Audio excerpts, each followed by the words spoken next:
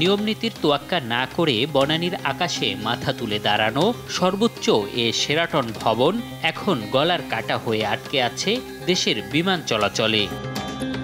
আশপাশের সব ভবন সিভিল এভিয়েশনের নিয়ম অনুযায়ী উচ্চতায় ২০০ ফিটের মধ্যে হলেও ২৮ তলার শেরাটন ভবন উচ্চতায় প্রায় ৩৫০ ফিটেরও বেশি, যা শাহজালাল আন্তর্জাতিক বিমানবন্দরে বিমান ওঠানামার জন্য এখন বড় ঝুঁকির কারণ। শাহজালাল ইন্টারন্যাশনাল এয়ারপোর্টের যদি রেফারেন্স ধরে যদি আমরা করি তাহলে এটার হাইটটা বেশি আছে। এটা একটা ঝুঁকি আমাদের এভিয়েশন থেকে যাচ্ছে। বিষয়টি রাজধানী উন্নয়ন কর্তৃপক্ষ রাজুককে বারবার অবহিত করেছেন তারা। তাদেরকে ক্লিয়ারেন্সটা দিয়ে দিয়েছে হলো তাদের সিটি কর্পোরেশন, আমাদের কনসেন্ট ছাড়াই তাদের দিয়ে দিয়েছিল।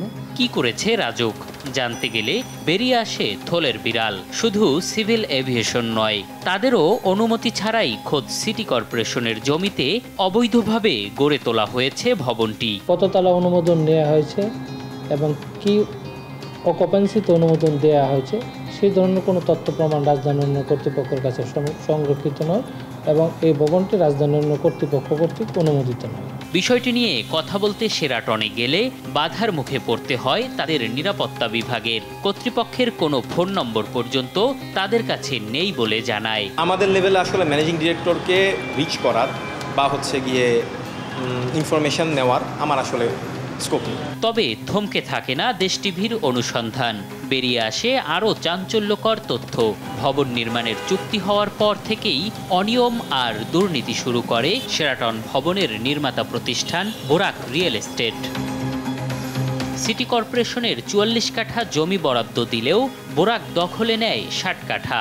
১৪ তলা ভবন নির্মাণের চুক্তি করে ৩০ তলার ফাউন্ডেশন নিয়ে করা হয় ২৮ তলা।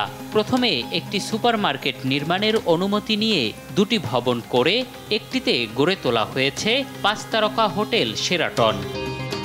এসব বিষয়ে কথা বলতে বোরাক রিয়েল এস্টেটে গেলে অভ্যর্থনা বিভাগ থেকে জানানো হয় প্রতিষ্ঠানের ব্যবস্থাপনা পরিচালক দেশের বাইরে। এ বিষয়ে কথা বলার নেই আর কেউ। পুরোটাই এখন নিজের হাতে, অন্য কোনো বায়ের মাধ্যমে কাজ করতে দেশে ফিরবে বা এরকম কোনো মেসেজ নেই। বিষয়টি নিয়ে কথা বলতে বারবার সিটি কর্পোরেশনে গিয়েও মেলেনি কোনো বক্তব্য। এখন স্যার বলতেছে যে এটা ছিল আদালতের বিষয়ে, বক্তব্য ২০০৬ সালে ১৪ তলা ভবন নির্মাণের জন্য বোরাককে জমি বরাদ্দ দেয় সিটি কর্পোরেশন। চুক্তিভঙ্গ আর নানা অনিয়মের পরও বছরের পর বছর ধরে যেন মুখ বন্ধ সিটি কর্পোরেশনের। তাহলে কি অনিয়ম আর দুর্নীতির সাথে সম্পৃক্ততা আছে তাদেরও? এমন প্রশ্নই এখন জনমনে। এম এ আজিম, দেশ টিভি, ঢাকা।